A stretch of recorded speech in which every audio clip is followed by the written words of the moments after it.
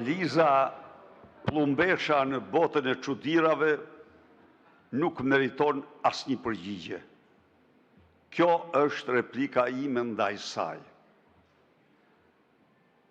Kurse sot problemi më madhor është barbaria që është ushtruar ndaj protestuesve.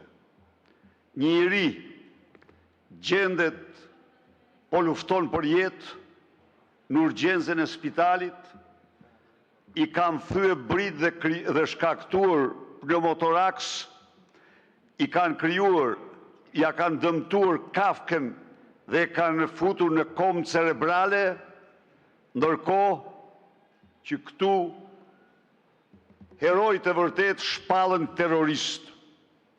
Nuk ka seancë më të padenjë se kjo seancë në historinë e këtij parlamenti.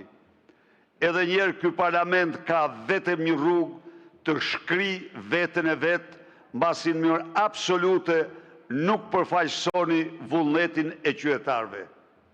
Kjo është